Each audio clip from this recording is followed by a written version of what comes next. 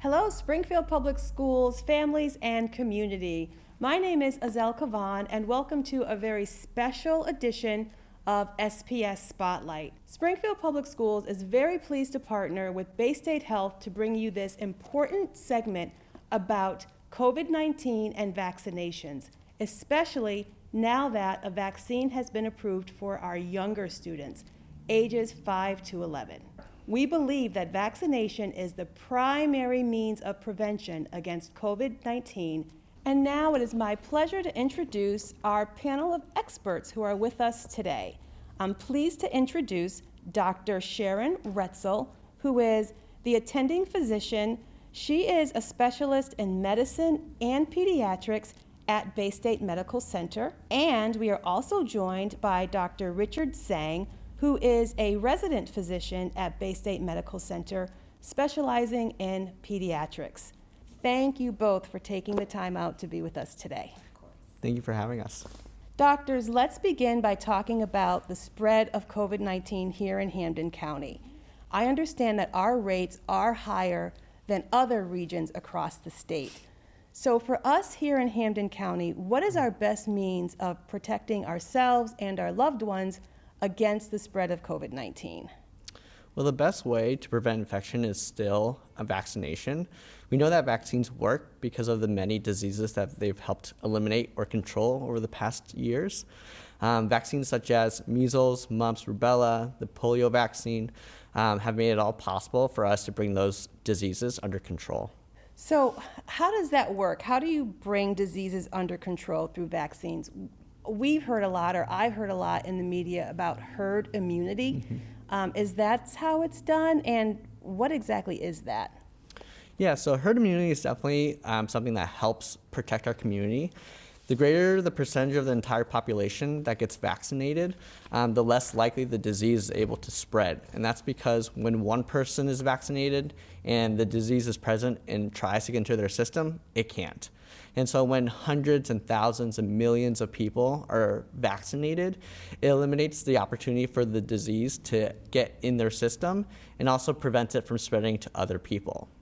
The idea is that hopefully, in the best of cases, when millions of people are vaccinated, the disease has nowhere to go and it dies out.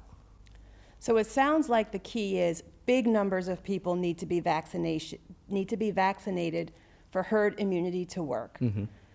But I have heard on the streets and just from people who I know a real concern over the COVID-19 vaccine. And one of the concerns that people seem to voice the most is the quickness with which it made its appearance on the scene. So can you talk to us a little bit about that? Sure. So normally vaccines are developed more slowly because of the lack of funding for research, testing, approval, and manufacturing. What happened with COVID was that it reached a pandemic proportions so quickly that it caused a lot of people to want to invest money, research, and testing and approval so quickly to help stop the spread of this pandemic. And that's why the vaccine came out a lot sooner than other vaccines in the past. So in fact, things did move a lot faster than usual, but that does not mean it did not go through all the different safety standards that all vaccines follow. Also, researchers had a jump start on COVID-19 vaccination because of two other coronaviruses, not coronavirus 19, but other viruses known as SARS and MERS, if we remember those from way back in the past. Because there had been so much progress towards the creation of a vaccine for those coronaviruses, there was a lot of work that had already been done, so researchers weren't starting from zero. And I think the last piece we should remember is that there was the placing on hold of so many other vaccination approval projects because of the pandemic status and the emergency that COVID-19 was for our community. And so COVID-19 was given emergency status worldwide, and it was bumped to the front of the line, so to speak. So you can see no shortcuts were taken in the development of this vaccine, but it was just a much more streamlined approach given the pandemic. I see. Thank you for explaining that. Another concern that I've heard people voice is over the side effects that have been expressed by people who have gotten the vaccine. So how do we know that the vaccine is safe if people are experiencing side effects after having it? It's true that you can get side effects from the COVID-19 COVID-19 vaccine, but that's not unusual compared to all the other vaccines that we have available for the community. I think side effects have been talked about more with COVID-19 vaccinations simply because more people are getting them in masses and all at the same time. Actually, most COVID-19 vaccination side effects are the same ones you would get from any other vaccine, such as headaches, body aches, nausea, chills, and sometimes fever as well. The most common side effects are pain, swelling, and redness at the site of injection. Sometimes people also experience feeling tired, sleepy, body aches, again, fevers, chills, headaches, and sometimes nausea. But most side effects will go away within 1 to 2 days. You must remember that you cannot get a COVID-19 infection from any of the COVID-19 vaccines. Good information to know. Thank you very much. So several weeks ago, we invited all of our parents of elementary age students to submit any questions or concerns that they may have about the vaccine for youth to us, with the promise that we would share their concerns with you for some answers.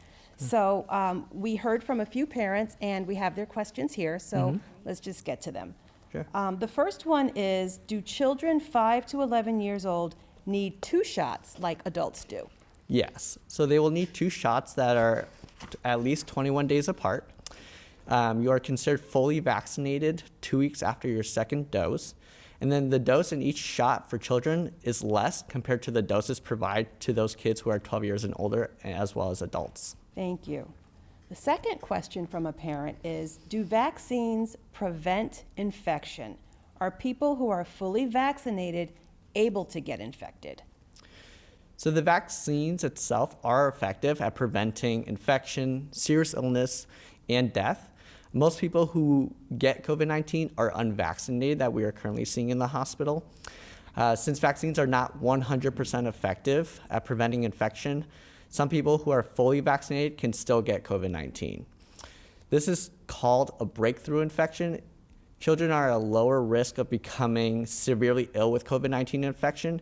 And so when speaking about patients who are not vaccinated and they get a COVID-19 infection, they can have severe lung illness, needing to end up in the hospital, whereas people who are vaccinated against COVID-19 may have a mild cough or cold or body aches and can still manage that at home. Getting very sick from COVID-19 can have very short and long-term health complications, and there's always the risk of being able to spread COVID-19 to other people as well. While breakthrough infections do exist, those numbers are much lower than the unvaccinated population, and therefore it can still help slow down the spread of COVID-19. Vaccinating children ages 5 years and older can help keep them in school, help them safely participate in sports, play dates, and other group activities. And one of the things that we do know, when the first pandemic started, everyone was staying at home, schools were shut down, and that made it very difficult for families. And so trying to keep our children in school, continue to learn and grow and develop, is one of the main goals to pushing them to get vaccinated. So important for kids to be back to their normal routines and to stay in that whole sequence and that whole pattern.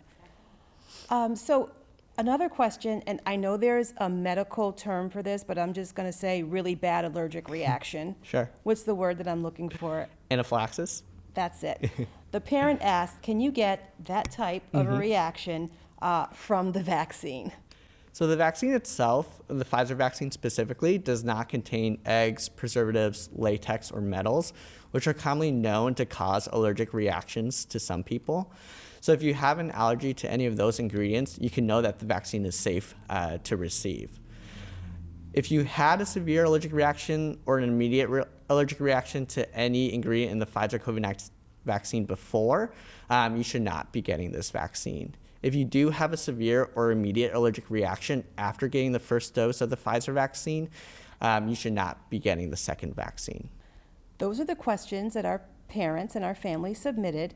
Are there any last closing remarks that either of you would like to make? I definitely encourage and strongly urge parents and guardians to continue to have this discussion with their medical providers.